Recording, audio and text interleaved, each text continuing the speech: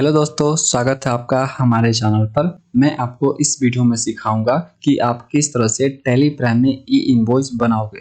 चलो सीखना शुरू करते हैं। सबसे पहले आप समझो कि ई इनवॉइस किनको बनाना होता है। देखो, ई इनवॉइस उन सारे जीएसटी में रजिस्टर्ड बिजनेस को बनाना पड़ता है जिनका टर्नओवर 1 अप्रैल 2017 से लेकर 31 मार्च 2023 के बीच किसी भी फाइनेंशियल ईयर में 5 करोड़ को क्रॉस करता है। उन सभी को इनवॉइस बनाना कंपलसरी। देखो, ये जो 5 करोड़ का टर्नओवर है ये प्रीवियस फाइनेंशियल ईयर का देखा जाता है। तो यदि आपने इसी फाइनेंशियल ईयर यानी 1 अप्रैल 2023 से लेके 31 मार्च 2024 में शुरू किया है तो आपको नेक्स्ट फाइनेंशियल ईयर यानी 1 अप्रैल 2024 से इनवॉइस बनाने हैं या नहीं बनाने हैं, इसके लिए आपका प्रीवियस ईयर यानी 1 अप्रैल 2023 से लेके 31 मार्च 2024 में टर्नओवर 5 करोड़ क्रॉस हुआ है या नहीं हुआ है ये देखा जाएगा। यदि आपका 5 करोड़ क्रॉस होता है तो आपका बनाना कंपलसरी है और नहीं क्रॉस होता है तो आपको बनाना नहीं है। और जो पुराने बिजनेसेस हैं जो जीएसटी आने के बाद से ही चल रहे हैं इंडिया के अंदर,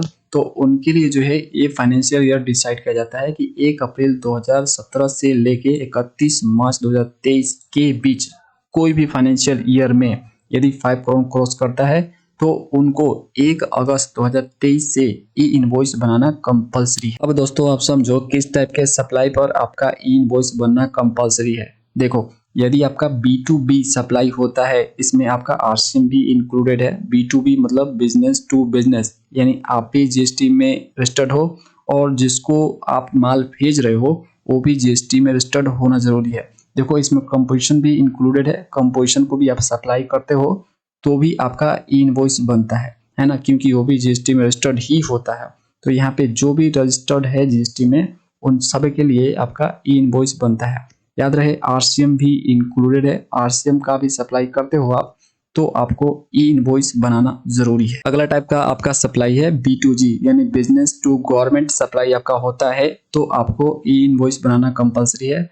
नेक्स्ट सप्लाई है आपका एक्सपोर्ट इनवॉइस। यदि आप एक्सपोर्ट करते हो गुड्स का तो आपको इनवॉइस बनाना जरूरी है। देखो दोस्तों, इसमें आपका डिम्ड एक्सपोर्ट भी आता है और आपका सेज भी आता है, ठीक है।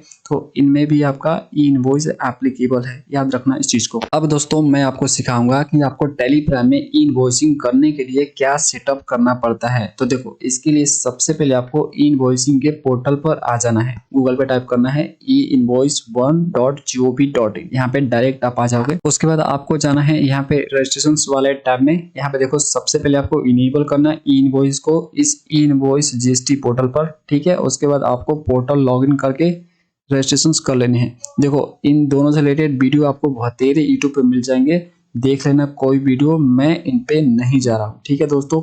मैं आपको सेटअप सिखा रहा हूँ कि किस तरह से जो है टैली प्राइम में ई इनवॉइस बनाने के लिए सेटअप करोगे, ठीक है। आपको मैं यहाँ पे रजिस्ट्रेशन नहीं सिखा रहा हूँ, ठीक है। रजिस्ट्रेशन करने के लिए आपको अनलिमिटेड वीडियो मिल जाएंगे यूट्यूब पे, देख लेना, ठीक है दोस्तों। मैं यहाँ पे मान के चल रहा हूँ कि आपका जो है इनवॉइस के लिए इनवॉइस पोर्टल पर रजिस्ट्रेशन हो चुका है, ठीक है। अब देखो, आपको सिंपली लॉगिन पे क्लिक करना है। आपको यूजर आईडी पासवर्ड मिला होगा, आपने रजिस्ट्रेशन किया है तो आपको यूजर आईडी पासवर्ड मिला होगा ना। तो लॉगिन पे क्लिक करो, यूजर नेम यहाँ पे डालो और पासवर्ड डालो और ये कैप्चा भरो। उसके बाद लॉगिन करो। जैसे ही दोस्तों आप लॉगिन हो जाओगे तो आपके सामने कुछ इस तरह से स्क्रीन ओपन होकर आ जाएगा। यहाँ पे आपको बताना पड़ेगा ई इनवॉइस पोर्टल को कि आप किस सॉफ्टवेयर का यूज करके ई इनवॉइस क्रिएट करने वाला हो। इसके लिए आपको एपीआई में रजिस्ट्रेशन करना होता है दोस्तों। इसके लिए आप लेफ्ट में देखो ऑप्शन मिलेगा आपको एपीआई रजिस्ट्रेशन का, उस पे सिंपली आपको क्लिक करना है। उसके बाद सिंपली आपको यूजर क्रेडेंशियल पे क्लिक करना है। उसके बाद आपको क्रिएट एपीआई यूजर पर क्लिक करना है। जैसे ही क्लिक करोगे तो आपके सामने ऐसा स्क्रीन ओपन होगा। आपके रजिस्टर्ड मोबाइल नंबर पर ओटीपी गया होगा, यहाँ पे आपको फिल करना है और वेरीफाई ओटीपी पर क्लिक करना है। उसके बाद आपको सिंपली ओके पर क्लिक करना है। उसके बाद दोस्तों आपको कुछ इस तरह से स्क्रीन दिखेगा। यहाँ पर आपको थ्रू जीएसटी पर क्लिक करना है। उसके बाद आपको यहाँ पे सिलेक्ट में आपको टैली सिलेक्ट करना है। यहाँ पे लिस्ट मिल जाएगा, आपको टैली सिलेक्ट कर लेना। उसके बाद आपको यहाँ पे यूजर नेम डालने हैं, अपने मन अनुसार डाल लो जैसा आप यूजर नेम रखना चाहते हो। उसके बाद आपको पासवर्ड डालने हैं। उसके बाद आपको पासवर्ड को फिर से कंफर्म करना है और सबमिट पर क्लिक करना है। आपके सबमिट पर क्लिक करने के बाद आपके सामने ऐसा स्क्रीन दिखेगा। ये दिखाएगा आपको कि आपका जो यूजर आईडी और पासवर्ड है वो क्रिएटेड हो चुका है। ये कंफर्मेशन का मैसेज है। सिंपली आपको ओके पर क्लिक करना है और इस यूजर आईडी और पासवर्ड को आपको याद रखना है। टैली में इसको डालना है आपको, ठीक है। याद रखना दोस्तों, भूलना मत। देखो दोस्तों, एपीआई रजिस्ट्रेशन करने का ये कारण था कि आपको ई इनवॉइस पोर्टल को बताना था कि आप टैली का यूज करके ई इनवॉइस बनाने वाले हो। उसी के अनुसार इसने आपको क्या दिए, यूजर नेम और पासवर्ड दिए, जिसको आपको याद रखना है। इसे आपको टैली में फिल करना है। चलो देखते हैं टैली में हमें क्या सेटअप करना पड़ेगा। देखो दोस्तों, टैली प्राइम में ई इनवॉइस बनाने के लिए आपको सबसे पहले टैली प्राइम में अपना कंपनी ओपन कर लेना है। ओके, उसके बाद आपको कीबोर्ड से F11 बटन प्रेस करना है गेटवे ऑफ टैली पर। प्रेस कर दिया मैंने। उसके बाद जीएसटी का ऑप्शन मिलेगा आपको यहाँ पे, देखो इसको वाई प्रेस करके एंटर मारना है। यदि आपका नो रहेगा तो यहाँ पे जो जो डिटेल पूछ रहा है जीएसटी डिटेल्स का, वो आपको सिंपली फिल करते जाना है। मेन काम आपका यहाँ से शुरू होता है, ई इनवॉइसिंग एप्लीकेबल, ठीक है। तो इसको आपको यस करने हैं। ये पूछ रहा है आपको कि क्या आप टैली प्राइम में ई इनवॉइस एप्लीकेबल करना चाहते हैं। हाँ, करना चाहते हैं, तभी तो आए हैं हम। तो वाई प्रेस करेंगे और इंटर मारेंगे। नेक्स्ट ऑप्शन आपसे पूछ रहा है एप्लीकेबल फ्रॉम। ये पूछ रहा है आपको कि टैली प्राइम में आप कब से ई इनवॉइसिंग का काम शुरू कर रहे हो। तो मैं यहाँ पे डाल रहा हूँ 1 अगस्त 2023। गवर्नमेंट ने यही डेट दिया हमें। ओके, तो ये डेट हम डाल देंगे, एंटर। उसके बाद पूछ रहा है कि इनवॉइस बिल फ्रॉम प्लेस, किस प्लेस से जो है आप ई इनवॉइस बनाते हो। तो हम दिल्ली के हैं और दिल्ली में ही हमने रजिस्ट्रेशन करवा के रखा है, तो दिल्ली से ही हम बनाते हैं। तो यहाँ पे हम दिल्ली रहने देंगे। ओके दोस्तों, उसके बाद सिंपली आपको कंट्रोल ए करना है और कुछ आपको डिटेल यहाँ पे भरने की जरूरत नहीं है।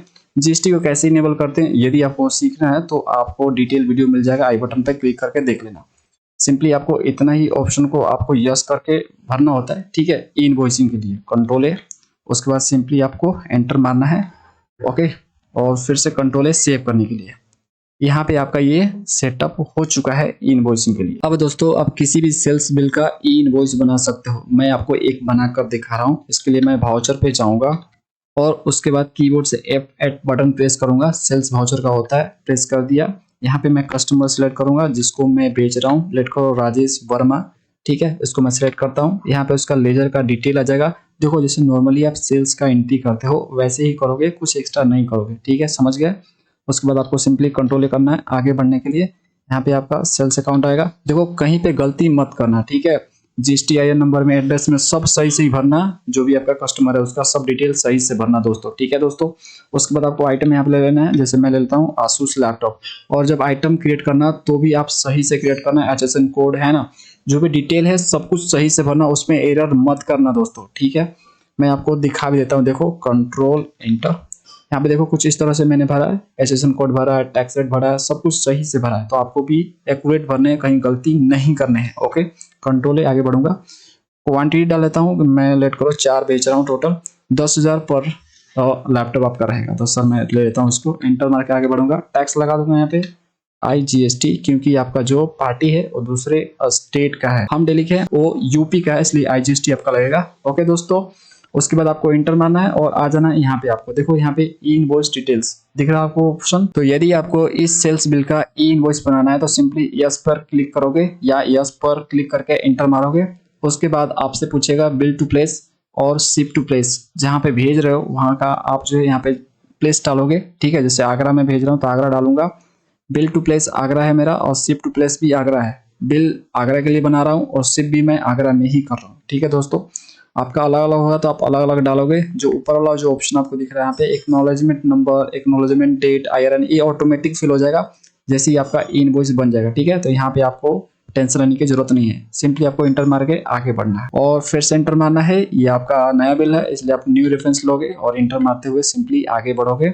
देखो एक्सेप्ट का ऑप्शन आ गया, सिंपली एक बार और इंटर मारो। देखो ये पूछ रहा है आपसे, do you want to generate e invoice, क्या आप इस सेल्स बिल के लिए ई इनवॉइस जनरेट करना चाहते हैं। यदि करना चाहते हैं तो एंटर मारेंगे या सिंपली वाई प्रेस करेंगे कीबोर्ड से। तो जैसे ही मैं देखो इंटर मारा, उसके बाद आपके सामने ई इनवॉइस लॉगिन का ऑप्शन यहाँ पे दिखेगा। तो यहाँ पे देखो जो GST रजिस्ट्रेशन है वो ऑटो फिल रहेगा आपका।